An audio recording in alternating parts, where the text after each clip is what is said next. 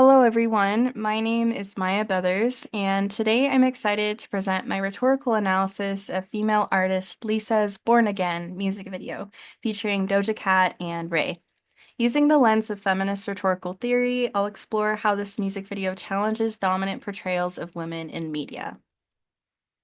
To give a little background here, Lisa is a member of the K-pop group Blackpink. She is Thai but speaks Korean, English, Chinese, and Japanese, in addition to her native tongue. She's the main dancer and rapper of her group and has a large following of young girls. This will play an important role in the analysis of her music video. As scholar Xiaoming Li notes in her article, K-pop is a highly gendered and sexualized industry. But Lisa's music video, Born Again, offers a bold counter-narrative to this misogynistic culture. Through symbolic storytelling, Lisa, Doja Cat, and Ray reframe historically marginalized female identities not as victims, but as agents of power and rebirth. The two main theories I will work from are Krista Ratcliffe's book, Rhetorical Listening, Identification, Gender, and Whiteness, and Bell Hooks' Oppositional Gaze. I will weave many other scholars and texts through my analysis to support these theories. First, let's define these theories. As Krista Ratcliffe explains in her book, rhetorical listening is about conscious engagement with difference, helping us understand not just what people say, but the cultural logics behind their words and actions. This project invites us to listen to how women's histories have been narrated and misrepresented over time. As Bell Hooks explains, the oppositional gaze is a site of resistance for colonized Black people globally, allowing viewers to reject dominant representations and create space for their own agency. Born Again invites viewers to practice this critical view, especially in how Lisa, Doja Cat, and Ray reclaim historical narratives of mistreated women. I'm going to show the first 30 seconds of the Born Again music video so we are able to understand the tone and visual aesthetic of the piece.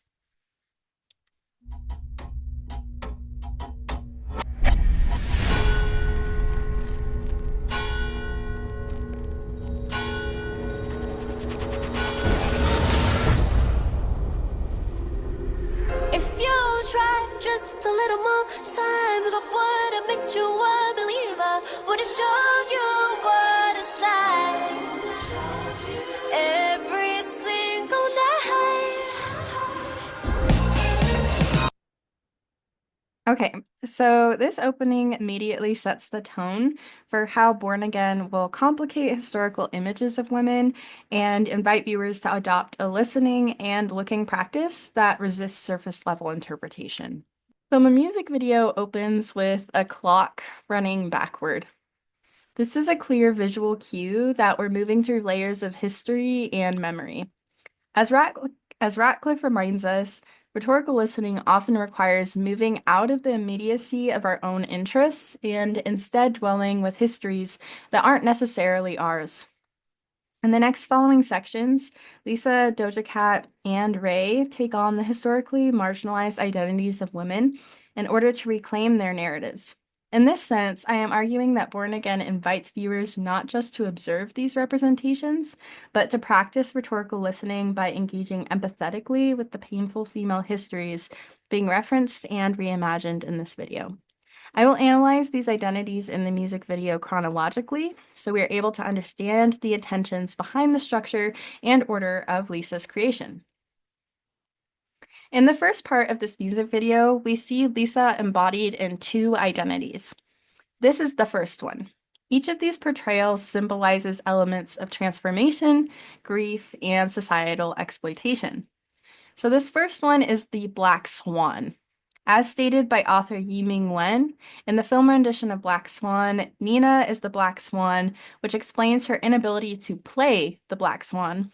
For to be black is to strip off the performing clothes of the role, an identity imposed by others, and the alternating role itself suffers from a continuous sense of self between the past and the future. Here, Lisa critiques the performative roles women have historically been forced into, which ties to the video's larger project of refusing passive performance in favor of active redefinition and feminism. In the second identity, we see Lisa as a gymnast. Lisa, being a gymnast, nods to the exploitation of young girls, similar to critiques in books such as Little Girls in Pretty Boxes, shown here. Another interesting thing to note in this scene is that Lisa's gymnast character receives a medal that has no titles or affiliating notes that recognize her achievements as hers. The medal is simply blank. This image is contrasted with that of her hand on the rings, an event that is only offered to male gymnasts in competition. Author Liz Jonas reminds us that in the K-pop scene, girl group idols typically do not have the chance to portray lived female experiences or stories. It is clear that by embodying the gymnast identity, Lisa intentionally breaks that mold by pointing to the sexualization, exploitation, and controlling nature of young girls in the gymnastics and adjacent industries. Alongside Lisa's Black Swan, we see Doja Cat and Ray portrayed as widows, identities historically bound to sorrow and moral expectation. Each artist touches her own lips and body, looking directly into the camera, not for the male gaze, but as bell hooks might say, in order to reclaim their right to look back and resist being defined by loss or sexual purity alone. So far in the music video, each identity points to historical experiences of women being othered, controlled, or mourned, yet still surviving.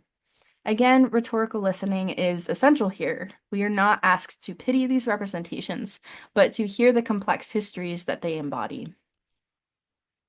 At the end of this section, we see quick flashes of text on the screen, shown here. When taking a closer look, we are able to see that they are coordinates that connect to Salem, Massachusetts in the year of 1691. This segues into the next part of the music video where we see Doja Cat representing the women mistreated during the Salem witch trials. In part 2 of the music video, Doja Cat takes the stage embodied as the witch. Doja Cat's portrayal of the witch evokes both archetypes of the Madonna and the whore, also known as the Madonna-whore dichotomy, where religious purity and condemned sexuality intertwine. But she refuses to be fixed into either category. Scholar Lee warns that female rebellion can often be reabsorbed into a sexist heteronormative aesthetic. Yet Doja Cat reclaims the witch figure, not as an object of male fear, but as a symbol of radical female power. This shift, as Osborne would argue, represents a resistance gaze, where Doja Cat refuses to submit to hypersexualization or victimhood. We then go on to see quick flashes of text on the screen that give us the coordinates of the speculated physical place of the Garden of Eden in the Persian Gulf, the year after Jesus Christ was born, which cues us to Lisa's next identity. In this section, Lisa embodies Eve, who, through different historical representations, is often blamed for humanity's downfall for eating the forbidden fruit. Rather than falling into the stereotype of the fallen woman, Lisa controls her interaction with the forbidden apples. First, she does not eat one. Rather, by laying on the bench and simply touching the apples, she almost embodies the serpent itself, suggesting ownership of her body, fate, and power. In another article, authors warn that sexual objectification in media often entails the representation of a woman as a collection of body parts. But here, Lisa's body is not fragmented. It's an intentional representation of a mythologized, unified, and powerful body of a woman. Furthermore, the tree itself is actually depicted upside down above Lisa's head. This implies a couple of things, but the music video shows us through this symbolism that it was an inevitable fall that would have occurred no matter the circumstance. Through rhetorical listening, we are invited to reconsider Eve's story, not as a narrative of guilt, but as one of agency and knowledge. Lisa's embodiment of Eve transforms this typically historical shame into a new vision of female power. The text on the screen at the end of this section leads us to the coordinates of Orleans, France, in the year 1429, where we move to see Ray's identity. We then come to see Ray in a pool of flowers, resembling the character Ophelia from Hamlet. Yet, unlike Shakespeare's tragic heroine, Ray experiences spiritual baptism and rebirth through these scenes. As Freeman argues, queer and feminist storytelling must go beyond simply showing marginalized bodies. It must show queer intimacy or a fullness of emotional life. Ray's portrayal of Ophelia refuses the narrative of despair. Instead, we see that Ray survives, transforms, and becomes something even more beautiful. We then come to a culminating point in the music video that brings these identities together and shows the power in unified femininity.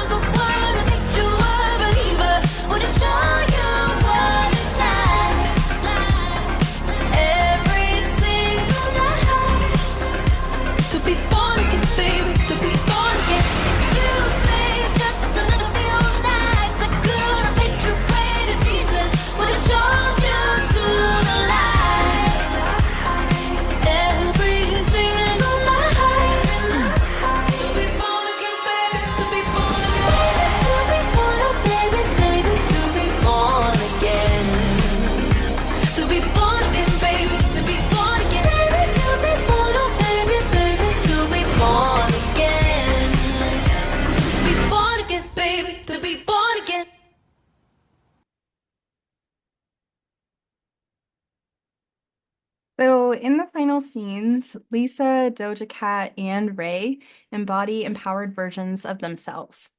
Lisa as Eve, reborn, Ray as Ophelia, revived, and Doja Cat as Joan of Arc, armored and victorious. Lee describes the power of feminist rhetoric today as embracing the entanglement of feminism and anti-feminism, self-empowerment and self-sexualization, as well as social recognition and denial. Born Again embodies this tension beautifully. Strength and vulnerability coexist within these rewritten histories. In addition to these empowered female identities, Lisa, Doja Cat, and Ray stand strong in front of a large boulder in this scene. This has been said to be a tribute to the Witch Victims Memorial, which was created to remember the women who were murdered unethically during the Salem witch trials. This ending scene speaks to histories and women forgotten, subverted, and reclaimed. Through rhetorical listening and oppositional gazing, Born Again transforms historical shame into collective pride and resilience. I will reiterate my final thoughts about this artifact, but Born Again is not simply a music video. It's a testimony to feminist resistance and radical reclamation. Author Michelle Flood reminds us that feminism can appear through various formats and doesn't have to simply be one thing. She says it is popular, it is accessible, it can be materialistic, and it can be cool. Born Again tackles those complexities, offering both critique and celebration of feminist rhetoric. As Lisa, Doja Cat, and Ray show us through their embodiments of women's histories, survival is not passive. Rebirth is active, and feminist rhetoric, especially in our modern digital age, is more alive and necessary than ever. Here are my references that I used for this project. Thank you for listening to my presentation. I look forward to enjoying your projects in the discussion.